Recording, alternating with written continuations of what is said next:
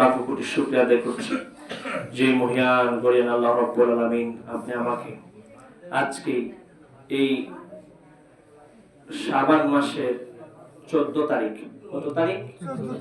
14 তারিখ দিবাগত রাত্রিতে আল্লাহ রাব্বুল আলামিন অনেক রহমত নাজিল করেন, অনেক বরকত দান করেন।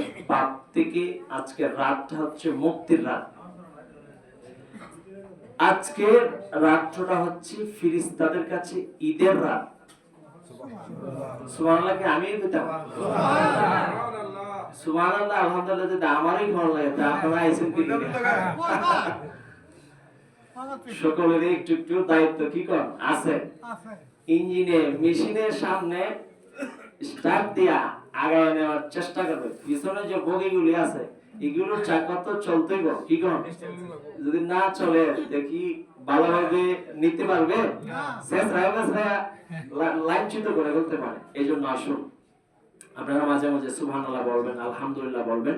আর আলহামদুলিল্লাহ, সুবহানাল্লাহ, আল্লাহু আকবার, লা ইলাহা ইল্লাল্লাহ, এগুলি হচ্ছে আল্লাহ পাক রব্বুল আলামিনের দরবারে সর্বোত্তম জিকির। আওয়াজ করে বলুন না সুবহানাল্লাহ। আজকে রাতটা যে একটি গুরুত্বপূর্ণ রাত, আজকে রাতটা যে একটি ফজিলতপূর্ণ রাত, আল্লাহ রাব্বুল আলামিন এই সম্পর্কে তো আগেই কোরআনে বলে দিয়েছে। আল্লাহ রাব্বুল আলামিন বলেন, বিসমিল্লাহির রাহমানির রাহিম,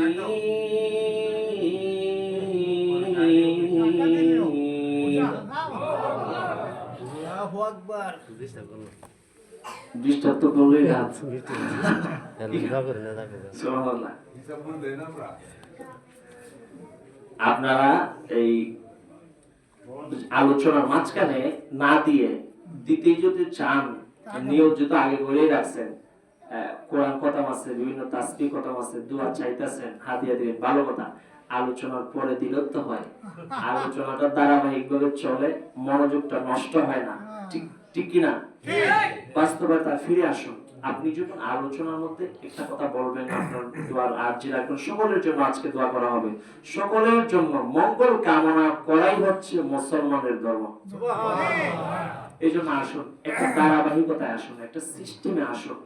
আপনারা যে তাবারক আনছেন, হাদিয়া দিবেন, আলোচনার পরে ইনশাআল্লাহ সকলকে সেই সুযোগটা দেওয়া হবে। আপনারা আপনাদের কথা বলবেন, সকলের জন্য দোয়া করা হবে। সুতরাং আলোচনার মাঝখানে আশা করি এরকম আর কেউ বলবেন না কিছু। যে কথাটা বলছিলাম, দেখুন আল্লাহ রাব্বুল আলামিন কি বলছেন। আবার যেহেতু কোরআন শুরু করতে গিয়ে, কোরআন শুরু করার আগে আউযু বিল্লাহ বিসমিল্লাহ পড়া অবশ্যই দরকার। আর না পড়লে এটা হয় না, কোরআনের সাথে বেয়াদবি হয়ে যায়। মাঝখানে কথা বললে আবার আউযু বিল্লাহ পড়তে হয়, বিসমিল্লাহ পড়তে হয়। আউযু বিল্লাহ এবং বিসমিল্লাহ পড়ার মাধ্যমে যে শয়তান মাঝখানে ঢুকেছিল, এই শয়তানটাকে দূর করে দেন একজন, তিনি কে? আল্লাহ। আউযু বিল্লাহি মিনাশ শাইতানির রাজীম।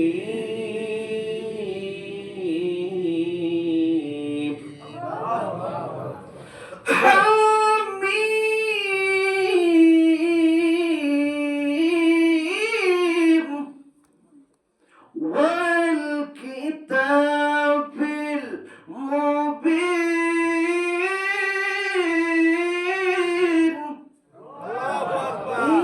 ইন্না আনজালনাহু ফি লাইলাতিন মুবারাক, ফি লাইলাতিন মুবারাকাতিন, ইন্না কুন্না মুনজিরিন। আল্লাহু আকবার। ফিহা ইউফরাকু কুল্লু আমরিন হাকীম। আল্লাহু আকবার। আল্লাহ রাব্বুল আলামিন কি বলতেছেন? এতক্ষণ তো শুনলেন আল্লাহ রাব্বুল আলামিন কি বলতেছেন কোরআনের ভাষায়। হামিম হচ্ছে হরফে মুকাত্তাত, হামিমের কোনো অর্থ হয় না। এটা আল্লাহ রাব্বুল আলামিন ভালো জানেন। আল্লাহু আ'লামু বিমুরাদিন। কোরআন শরীফের মধ্যে এমন কতগুলো হরফ আছে যেগুলো আলাদা আলাদা, যেমন আলিফ লাম মিম, হামিম, ইয়াসিন, এইভাবে কতগুলো হরফ আছে আলাদা। এই হরফগুলোর কোনো অর্থ হয় না। এই হরফগুলোর অর্থ, সঠিক অর্থ জানেন একজন, তিনি কে? আল্লাহ। এই হরফগুলো হরফে মুকাত্তাআত। এই জন্য আল্লাহ রাব্বুল আলামিন বলতেছেন ওয়াল কিতাবিল মুবিন, স্পষ্ট কিতাবের শপথ। আল্লাহ রাব্বুল আলামিন বলতেছেন এই কিতাবটা, এই কোরআনটা আমি বরকতময় রাতে নাযিল করেছি। সুবহানাল্লাহ। আল্লাহ রাব্বুল আলামিন বলতেছেন আমি কেন নাযিল করছি গো? আল্লাহ রাব্বুল আলামিন জবাব বলতেছেন আমি তোমাদেরকে সতর্ক করার জন্য, আমি নিশ্চয়ই সতর্ককারী। তোমরা যে বিপদের সামনে এগোচ্ছ, ডাইনে বামে সামনে পিছনে, তোমাদের বিপদের অভাব নাই। তোমাদেরকে সঠিক পথ থেকে বিচ্যুত করার জন্য শয়তান আছে। তোমরা যাতে সতর্ক হয়ে যাও, তোমাদের স্পষ্ট শত্রু ওই শয়তান থেকে আমি আল্লাহ রাব্বুল আলামিন তোমাদেরকে সতর্ক করবার জন্য একটা কোরআন নামক কিতাব নাযিল করেছি। সুবহানাল্লাহ। আমি নিশ্চয়ই সতর্ককারী। আল্লাহ রাব্বুল আলামিন বলতেছেন এই রাতে, সেই রাতে কোরআন নাযিল করা হয়েছে, ওই রাতে বন্টন করে দেওয়া হয় প্রত্যেক হিকমতপূর্ণ কাজ। আল্লাহ রাব্বুল আলামিন প্রত্যেকটা কাজের পিছনে রহস্য রেখেছেন। প্রত্যেকটা কাজ হচ্ছে হিকমতপূর্ণ। আল্লাহ রাব্বুল আলামিনের যত হুকুম আপনি দেখবেন, যত হুকুম আপনি পাবেন, এই প্রত্যেকটা হুকুমের মাঝখানে সামনে পিছনে অবশ্যই রহস্য লুকায়িত আছে। সুবহানাল্লাহ। আল্লাহ রাব্বুল আলামিন বলতেছেন এই কোরআনটা আমি বরকতময় রাতে নাযিল করেছি। মুফাসসিরিনে কেরামের ব্যাখ্যা করেছেন যে কদর রাতে আল্লাহ রাব্বুল আলামিন কোরআন নাযিল করেছেন। কদর রাতে আল্লাহ রাব্বুল আলামিন দুনিয়ার মধ্যে কোরআন শরীফটাকে নবীর উপর নাযিল করেছেন, আর শবে বরাতে লৌহে মাহফুজ থেকে দুনিয়ার আসমানে কোরআনটাকে নামিয়ে দিয়েছেন। তাহলে আয়াত স্পষ্ট, এক আয়াতের সাথে অন্য আয়াত কোন সাংঘর্ষিক বিষয় না। আল্লাহ রাব্বুল আলামিনের কোরআনের এক আয়াত অন্য আয়াতকে কখনোই সংঘর্ষ করতে পারে না। আওয়াজ করে বলুন সুবহানাল্লাহ। শবে বরাতের রাত্রিতে আল্লাহ রাব্বুল আলামিন লৌহে মাহফুজ থেকে 7টা আসমান আছে। কয়টা? 7টা আসমান আছে। এই 7টা আসমানের মধ্যে আল্লাহ রাব্বুল আলামিন বলতেছেন এই কোরআনটা ওই লৌহে মাহফুজ থেকে সরাসরি আসে নাই। প্রথমে শবে বরাতের রাত্রিতে কোরআনটাকে আল্লাহ রাব্বুল আলামিন দুনিয়ার নিকটবর্তী যে আকাশ রয়েছে ওই আকাশের মধ্যে নাযিল করেছেন। সুবহানাল্লাহ। পরবর্তীতে আল্লাহ রাব্বুল আলামিন বলতেছেন ইন্না আনজালনাহু ফি লাইলাতুল কদর, লাইলাতুল কদরি খায়রুম মিন আলফি শাহর। সূরা কদরের মধ্যে আল্লাহ রাব্বুল আলামিন বলতেছেন যে আমি কদর রাত্রিতে কোরআন নাযিল করেছি, অর্থাৎ দুনিয়ার আকাশ থেকে আল্লাহ রাব্বুল আলামিন তার নবীর উপর কোরআনটাকে রমজানে নাযিল করা শুরু করেছেন। তাহলে এই রাতগুলি বরকতপূর্ণ, এই রাতগুলি হিকমতপূর্ণ, এই রাতগুলি এমন এমন মুক্তির রাত যে এই জন্য এই রাত হচ্ছে শবে বরাত। বরাত মানে ভাগ্য, বরাত মানে আপনার মঙ্গল কামনা করা, বরাত মানে আপনার ভাগ্যের মধ্যে কি আছে এটা লিপিবদ্ধ করা হয় এই রাতের মধ্যে। আমার নবী সাল্লাল্লাহু আলাইহি ওয়াসাল্লাম এই রাত সম্পর্কে বলতেছেন ও পৃথিবীর মানুষেরা, যখন 14ই শাবান, ওই লাইলাতুন নিসফিন শাবান, যখন এই রাত্রিটা আসে আল্লাহ রাব্বুল আলামিন তার সকল সৃষ্টির প্রতি রহমতের দৃষ্টি দিয়া তাকায়া থাকেন আর বলতে থাকেন ও বান্দা বান্দিরানি, কে কোন অবস্থায় আছো রে, কে আমার কাছে কি চাইবা?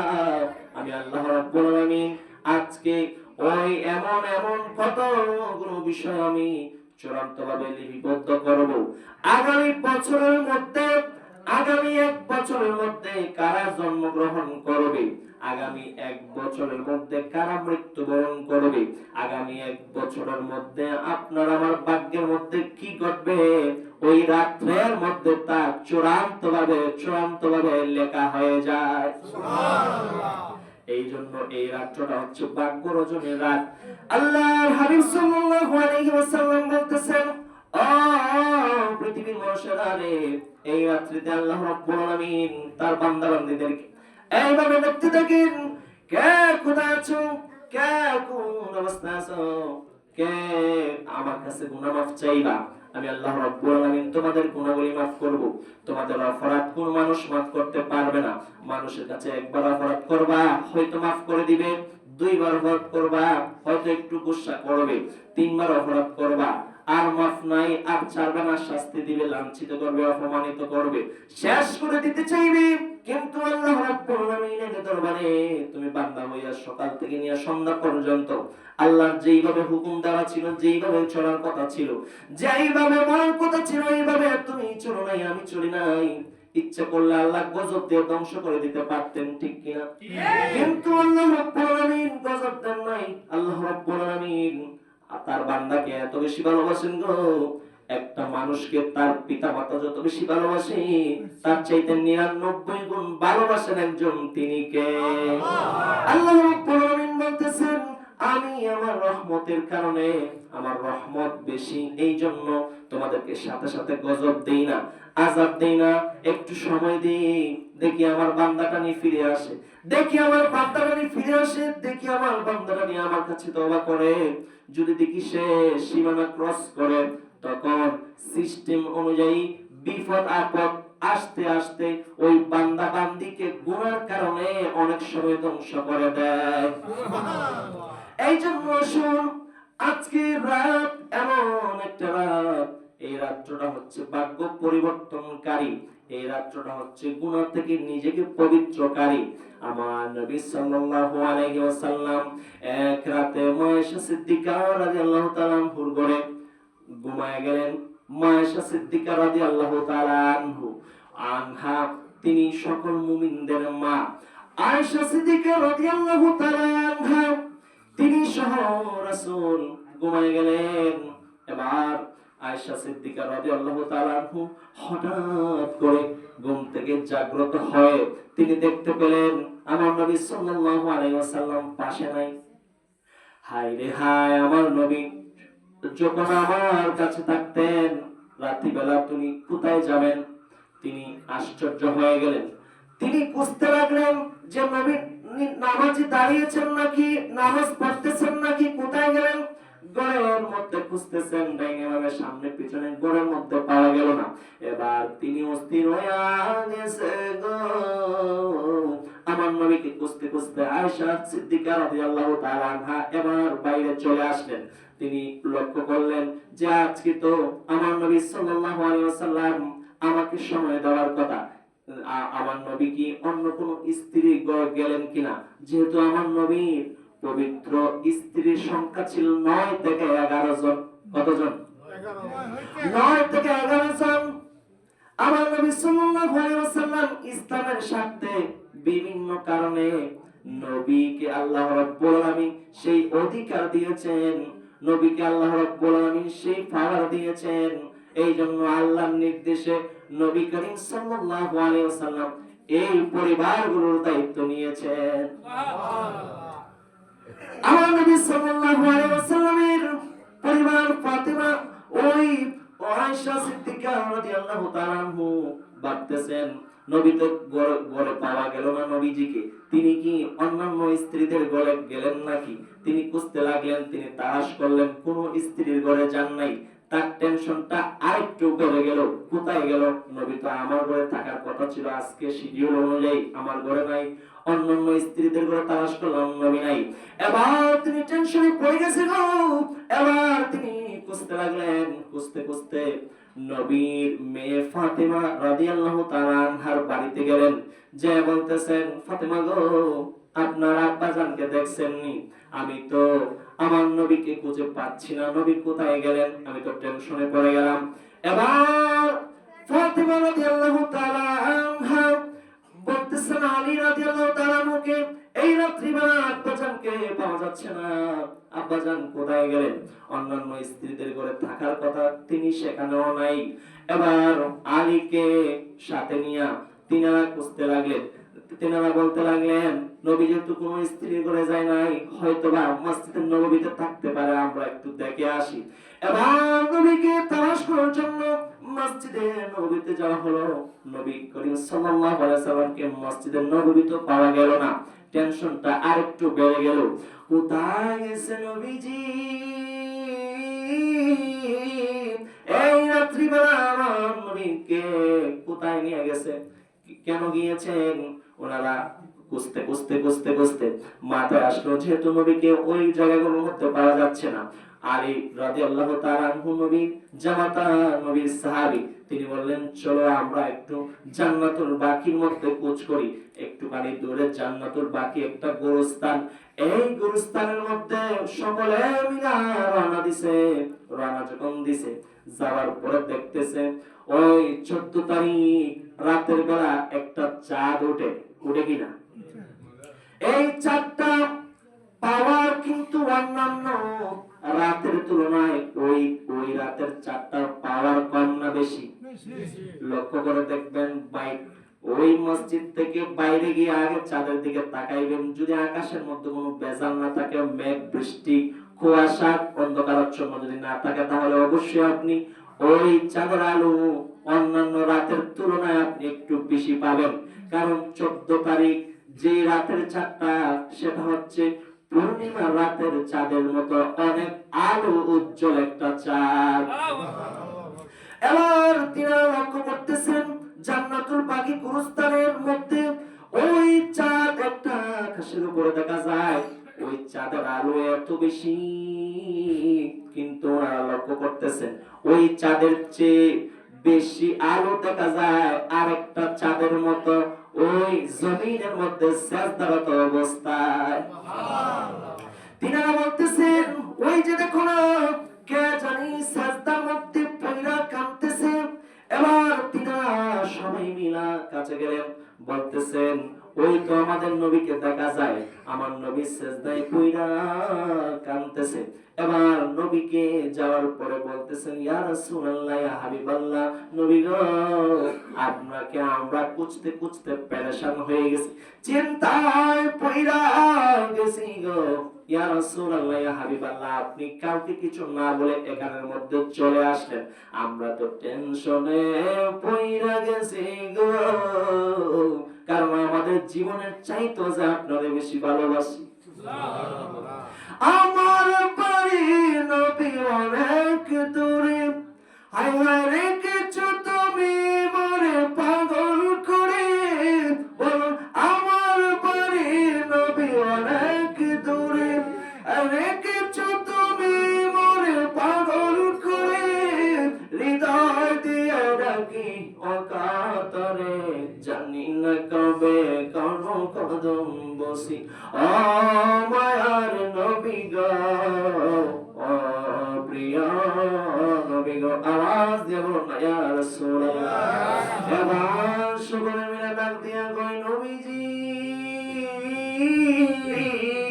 আপনি এখানের মধ্যে নামাজরত অবস্থায় সিজদা করতেছেন, দোয়া করতেছেন, ইয়া রাসূলুল্লাহ আপনি কাউকে কিছু বললেন না কেন?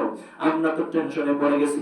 আমার নবী সাল্লাল্লাহু আলাইহি ওয়াসাল্লাম বলতেছেন, এই আমার পরিবারের সদস্যই, আমি কেন এখানে এসেছি জানোনি? আজকের রাতটা কি রাত তোমরা জানোনি? ইয়া রাসূলুল্লাহ, ইয়া হাবিবাল্লাহ, আপনি আর আল্লাহ ভালো জানেন। এবং আমার নবী সাল্লাল্লাহু আলাইহি ওয়াসাল্লাম বলতেছেন, আজকে হচ্ছে ওই শাবান মাসের 14 তারিখ, লাইলাতুল বারাতের রাত। সুবহানাল্লাহ। ও আমার পরিবারের সদস্যরা, আজকের রাত্রিতে আল্লাহ রাব্বুল আলামিন তার বান্দার জন্য রহমত মাগফিরাতের দরজাগুলি, আল্লাহ রাব্বুল আলামিন রহমত আর মাগফিরাতের 300 দরজা তার বান্দার জন্য উন্মুক্ত করে দেন। সুবহানাল্লাহ।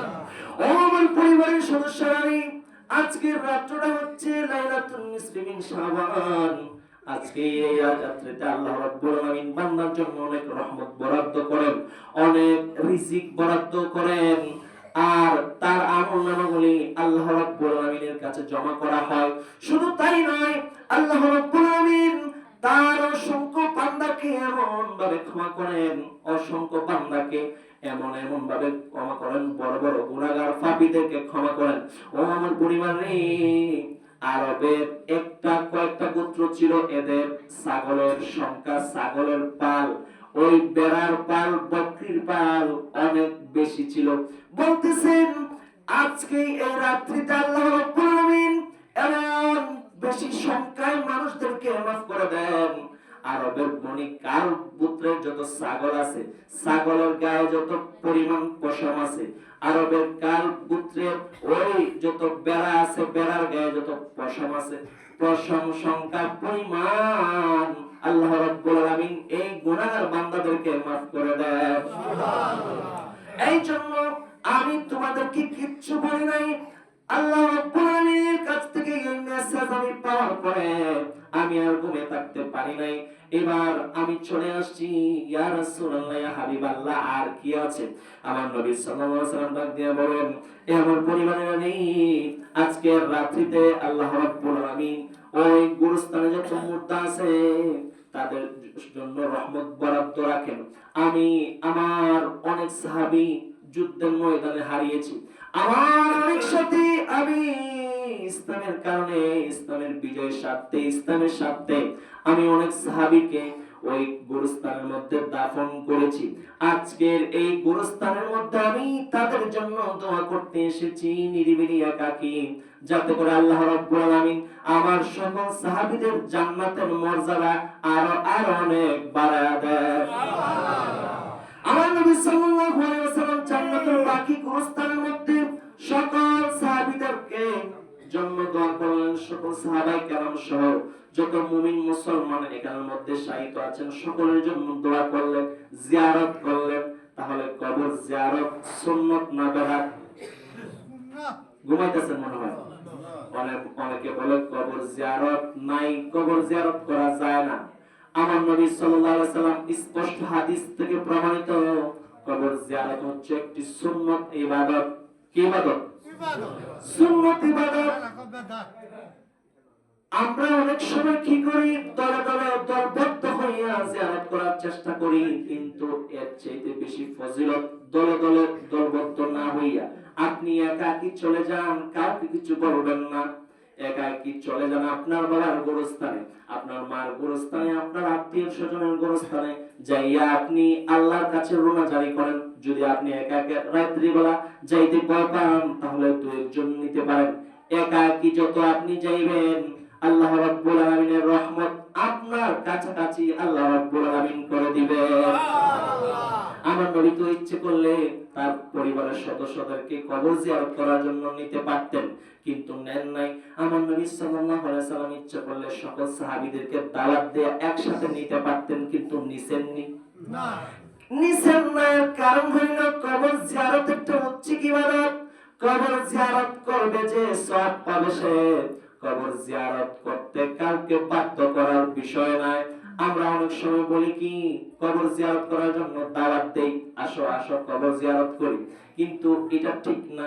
কবর জিয়ারত করলে অবশ্যই সওয়াব পাবেন।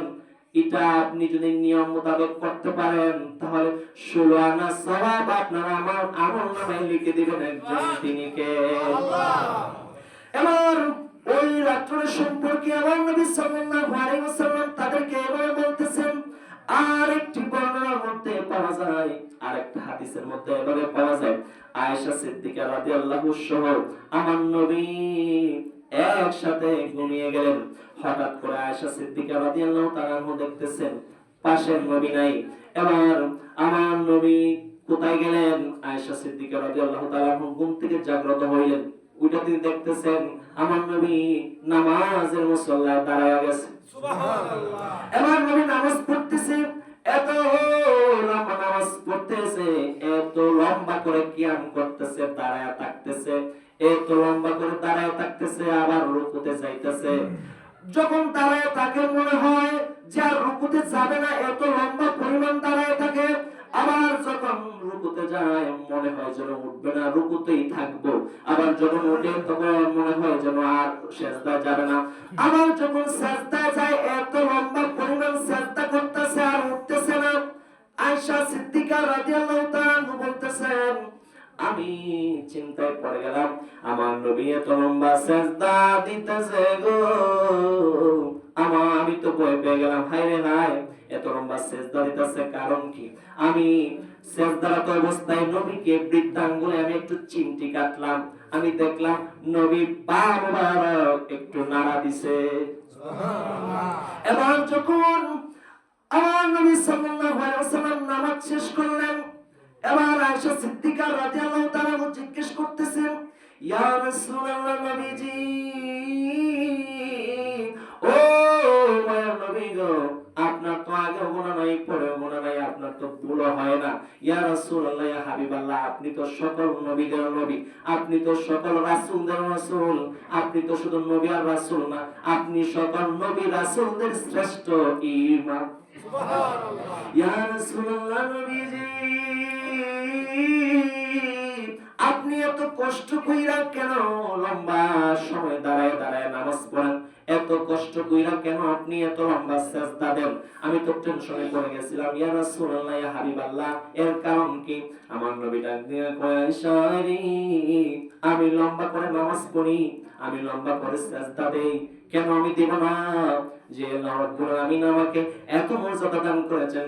আফালা আব্দুন শাকুর, আমি ওই রবের কি শুকরিয়া আদায় করব না যেই রব আমাকে এত এত মর্যাদা দিয়া বানাইছে? সুবহানাল্লাহ। আমার নবী সাল্লাল্লাহু আলাইহি ওয়াসাল্লাম লম্বা করে সিজদা দিতেন, আর আমরা তো সিজদা দিতে দেরি, উঠতে দেরি নাই। সুবহান রাব্বিয়াল আলা। সূরা আল-জুতা কোন জোর মিল আছে কিনা? আমাদের মসজিদে জুতা চুরি হয় কি হয় না? কম না বেশি? কম হয়।